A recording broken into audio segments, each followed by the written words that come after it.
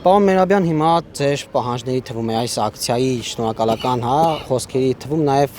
պահանջ առաջարկ կա, որ Հայաստանը, հորդոր Հայաստանը ռազմավարական գործընկերության հարաբերությունների մակարդակ բարձրացնի հարաբերությունները Ֆրանսիայի հետ,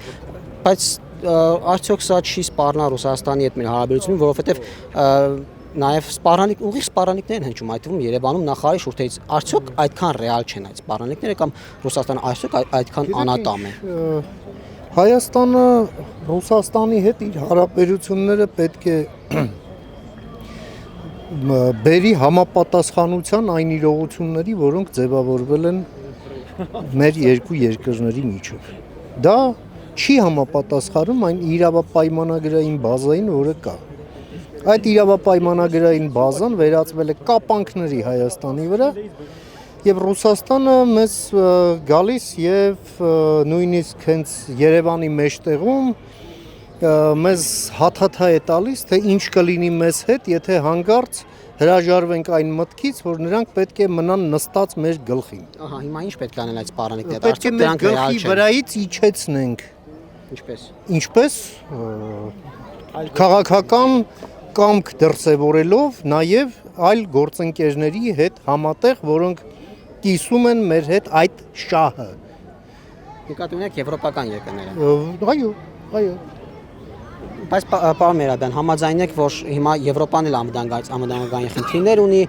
Եվրոպան էլ առաջնահերթություններ ունի, ու մենք էլ ոչ ԵՄ անդամ ենք, ոչ ՆԱՏՕ-ի անդամ։ Խոսքը սա խնդիր չի մեկ հարթության վրա։ Սա խնդիր է այսպես 3D տարածության մեջ, չափման մեջ, եւ միայն դրանով չի, որ հարցերը լուծվում են։ Հայաստանը պետք է կրճատի Ռուսաստանի ներկայությունը Հայաստանում եւ Ռուսաստանի շոշափուկները կտրտի Հայաստանի ներսում, որ այլևս մեր պարանոցից չբռնեն, մեր բկից չբռնեն։ Երկրորդը Հայաստանը պետք է իր տնտեսությունը դիվերսիֆիկացնի։ Հայաստանի իշխանությունները պետք է ճանապարհային քարտեզ ձևավորեն եւ ներկայացնեն հանրությանը, թե մենք երբ ենք պատրաստ լինում Եվրամիության անդամակցության հայտ ներկայացնելու ի կատարումն այն օրենքի, որն արդեն ընդունված է։ Օրենք նշանակում է պարտադիր կատարման համար։ Պարոն Մերաբյան, ըստ ֆրանսիական կողմը որքանով է պատրաստական առաջ գնալ, ընդառաջ գալ Հայաստանին եւ տանել դեպի Եվրոմիություն կամ երկկողմ հարաբերություն այնքան խորացնել, որոնք վերաբերեն նաեւ անվտանգությանը ուղիղ, թեկուզ, չգիտեմ, երկկողմ փոխօգնության օրինակ պայմանագիրն։ Այս հարցի պատասխանը շատ դինամիկ է եւ Հայաստանը իր կողմից պետք է մաքսիմալ նախաձեռնողականություն ցուցաբերի, որպեսզի մենք ստանանք մեզ համար ընդունելի եւ շահեկան պատասխանը Ֆրանսիայից։ Բնականաբար, եթե մենք ուղղակի անշարժ մնանք կամ ամեն անգամ բարև տալուց, բարև նառնելուց մտածենք, թե Լավրովն ինչ կասի, մենք չենք ստանա այն աջակցությունը։ Ի վերջո, սատարում են եւ Աստված էլ պահպանում է պայքարողներին։ Եվ վերջում, պարոն Մերաբյան, մենք տեսանք, որ Ռուսաստանի վրա դրեցինք մեր ամբողջ հույսը, մեր ամեն ինչը կապեցինք Ռուսաստանի հետ եւ հիմա պահ եղավ, երբ նա շահերը փոխվեցին, չաջակցեց եւ մնացինք մենակ։ Հիմա վտանգ չկա, որ նույնը կարող ենք Ֆրանսիան այսպես ֆետիշացնելով, չգիտեմ, գնալով այդ ուղղությամբ, խզելով կապերը օրինակ Ռուսաստանի հետ, Եվրոպա դեպի գնալով,